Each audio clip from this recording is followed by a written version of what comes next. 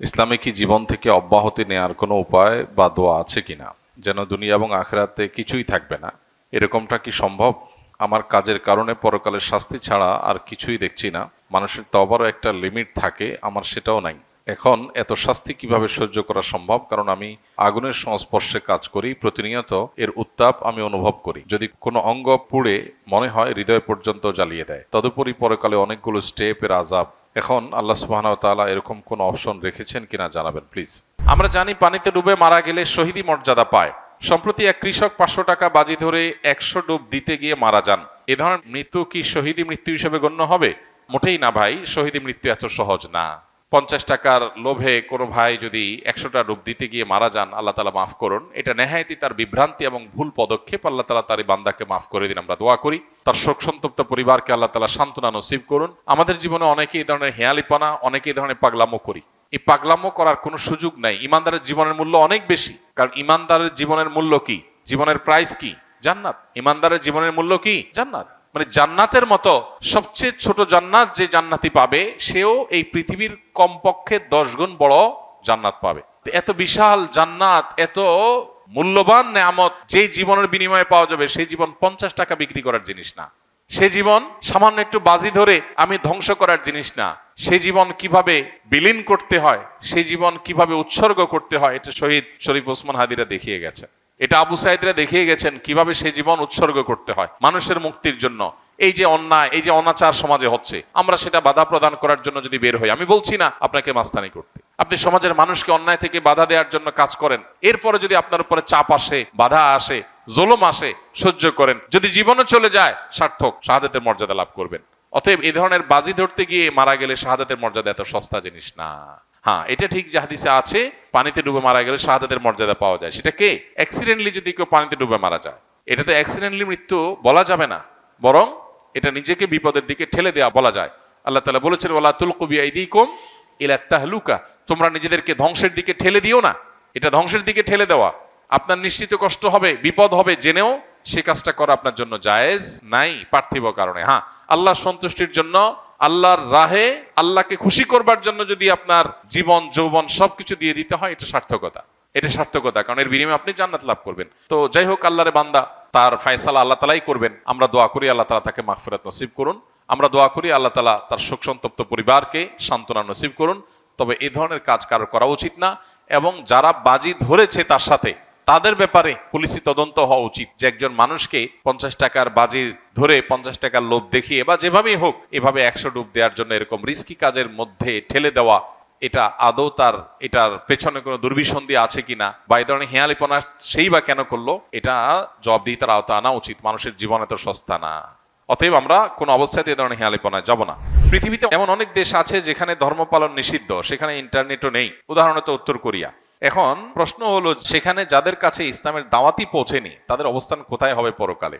কোন ব্যক্তি, কোন সমাজের মানুষের কাছে যদি ইসলামের কোনো দাওয়াত না যায়, তাহলে কিয়ামতের ময়দানে তাদের কোনো হিসাব নাই, শুধু একটা হিসাব হবে। সেটা হলো তারা কোনো সৃষ্টিকর্তায় বিশ্বাস করছে কিনা, আল্লাহর একত্ববাদে বিশ্বাস করছে কিনা, এটুকু হিসাব নেওয়া হবে। বলে এটুকু কেন হিসাব নেওয়া হবে? কারণ এইটুকু বোঝার জন্য কোনো দাওয়াতের প্রয়োজন নেই। মানুষের বিবেক যথেষ্ট। মানুষের বিবেক তার সৃষ্টিকর্তার খোঁজ করার জন্য যথেষ্ট। তার বিবেকই তাকে তাড়না দিবে যে আমাকে কে সৃষ্টি করলেন। এই পৃথিবী কি এমনি এমনি চলছে? এমনি এমনিতে একটা গাছের পাতাও নড়ে না। বাতাস আসে তাই পাতা নড়ে। বাতাস ছাড়া কি পাতা নড়ে? কেউ না নাড়ালে কি পাতা নড়ে? একটা পাতা যদি এমনি এমনি না নড়ে, তো পৃথিবীর এই মহাসৃষ্টির সবকিছু চলছে কোনো ক্রিয়েটর ছাড়া। ক্রিয়েশন হচ্ছে ক্রিয়েটর ছাড়া, এটা তো অযৌক্তিক। অতএব এই ক্রিয়েশনটাই ক্রিয়েটরের অস্তিত্ব, মহান সৃষ্টিকর্তার অস্তিত্বের জানান দেয়। এই কথা বোঝার জন্য, আল্লাহর অস্তিত্ব এবং একত্ববাদে বিশ্বাসী হওয়ার জন্য কোন নবী রাসূলের দাওয়াতের প্রয়োজন নাই। মানুষের কমন সেন্স যথেষ্ট। এতটুকু বিশ্বাস যদি ধারণ করে, বাস তারা আখিরাতে নাজাত পেয়ে যাবে, তাদের আর কিছু লাগবে না। ইসলামে কি জীবন থেকে অব্যাহতি নেয়ার কোনো উপায় বা দোয়া আছে কিনা, যেন দুনিয়া এবং আখিরাতে কিছুই থাকবে না? এরকমটা কি সম্ভব? আমার কাজের কারণে পরকালের শাস্তি ছাড়া আর কিছুই দেখছি না। মানুষের তওবারও একটা লিমিট থাকে, আমার সেটাও নাই। এখন এত শাস্তি কিভাবে সহ্য করা সম্ভব? কারণ আমি আগুনের সংস্পর্শে কাজ করি, প্রতিনিয়ত এর উত্তাপ আমি অনুভব করি। যদি কোনো অঙ্গ পুড়ে মনে হয় হৃদয় পর্যন্ত জ্বালিয়ে দেয়। তদুপরি পরকালে অনেকগুলো স্টেপের আযাব। এখন আল্লাহ সুবহানাহু ওয়া তাআলা এরকম কোন অপশন রেখেছেন কিনা জানাবেন প্লিজ। যে ভাই প্রশ্নটি লিখেছেন, তিনি হয়তো মনে করেছেন যে তার পাপাচার, তার নিজের প্রতি নিজের যে অবিচার, জুলুম, অন্যায়, আল্লাহর অবাধ্যতা, এটা এত বেশি হয়ে গেছে যে আখিরাতে বোধহয় আল্লাহ তাকে মাফ আর করবেন না বা মাফ করার কোনো অপশন নেই। এ ধরনের চিন্তা আমাদের অনেক ভাইদের মধ্যে, অনেক বোনদের মধ্যে আসে, বিশেষ করে তরুণদের। এবং একটা বয়সে মানুষ যখন নানা ধরনের অনাচারে ডুবে থেকে নিজের জীবনকে ধ্বংসের দ্বারপ্রান্তে নিয়ে যায়, তখন এই ধরনের চিন্তা ভাবনা আমাদের অনেকের মধ্যে চলে আসে। তো এই ধরনের চিন্তা ভাবনা যাদের মধ্যে আসে তাদের আল্লাহ সুবহানাহু ওয়া তাআলা বলেছেন, লা তাকনাতু মির রাহমাতিল্লাহ ইন্নাল্লাহা ইয়াগফিরু যুনুবা জামিআ, তোমরা আল্লাহর রহমত থেকে নিরাশ হইও না, আশা ছেড়ে দিও না, কারণ আল্লাহ তাআলা সকল গুনাহ মাফ করবেন। এই আয়াতে আল্লাহ তাআলা বলেছেন তোমরা সকল গুনাহ আল্লাহর কাছ থেকে মাফ পাবে, সকল গুনাহ তিনি মাফ করবেন। এমন কোনো গুনাহ নাই যেটা ক্ষমার অযোগ্য। যিনি প্রশ্নটি লিখেছেন তিনি লিখেছেন তওবার একটা লিমিট আছে। এটা ভুল ধারণা, তওবার কোনো লিমিট নেই। তওবা এমন একটা সিস্টেম যেটা আনলিমিটেড। বান্দার তওবার কোনো লিমিটেশন নাই যে আল্লাহ এর পরে আর মাফ করবেন না, এমন কোনো কথা কোরআন হাদিসে কোথাও বলা হয়নি। বরং বান্দার পাপ বা অপরাধ যত বেশি হোক না কেন, আল্লাহর ক্ষমাশীলতা তার চাইতে অনেক বেশি। কেউ যদি মনে করে যে আমার পাপাচার এত বেশি হয়ে গেছে যে আল্লাহ মাফ করতে পারবেন না, তিনি তার পাপাচারকে আল্লাহর ক্ষমাশীলতার চাইতে বড় মনে করেন, বেশি মনে করেন, যেটা আল্লাহ সম্পর্কে তার ভুল ধারণা। তো এই ধরনের নৈরাশ্য শয়তান মানুষের মধ্যে সৃষ্টি করে। আল্লাহ বলেছেন ওয়ালা ইয়াসমির রাহিল্লাহ ইল্লাল কওমুল কাফিরুন, আল্লাহর রহমত থেকে অবিশ্বাসী সম্প্রদায় ছাড়া, কাফির ছাড়া অন্য কেউ আর আশা ছাড়ে না। রহমতের আশা কেউ ছাড়তে পারে না, যদি কেউ অবিশ্বাসী হয় সেই কেবল আশা ছাড়তে পারে। তো এই যে আপনি আশা ছাড়ছেন বা আশাহত হচ্ছেন যে আল্লাহ আপনার কোনো গুনাহ মাফ করতে পারেন না, এত গুনাহ আপনার হয়ে গেছে, এর মানে আল্লাহ সম্পর্কে আপনার ভুল ধারণা জন্মেছে। আল্লাহ সম্পর্কে এই ধরনের ধারণা থাকা এটা ভুল এবং কুফরি। এজন্য এই ধরনের ধারণা পোষণ করা অনুচিত। আপনি আল্লাহর কাছে পরিপূর্ণ তওবা করে ফিরে আসেন, আল্লাহ তাআলা সমস্ত গুনাহ মাফ করার ওয়াদা করেছেন। আল্লাহর ওয়াদা আপনাকে বিশ্বাস করতে হবে। আপনি যেটি লিখেছেন যে জীবন থেকে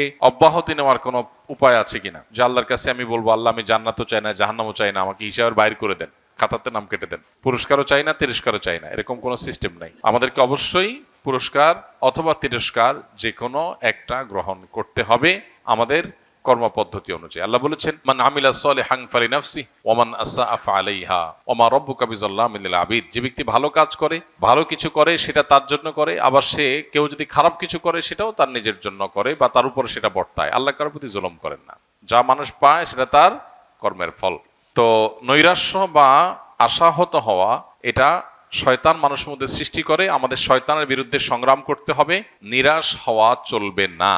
আমাদের বিশ্বাস রাখতে হবে আমার কাজ অপরাধের জগৎ থেকে সরে আসা, সংকল্প করা, অনুতপ্ত হওয়া, লজ্জিত হওয়া, আল্লাহর কাছে ক্ষমা প্রার্থনা করা, ভবিষ্যতে এই অপরাধ আর না করার ব্যাপারে দৃঢ় আশাবাদ ব্যক্ত করা এবং সংকল্প করা। ব্যাস এইটুকু যদি আমি করতে পারি, আল্লাহ রাব্বুল আলামিন অবশ্যই আমাকে মাফ করবেন। আমরা অনেকে মনে করি যে শিরকের অপরাধ আল্লাহ মাফ করবেন না।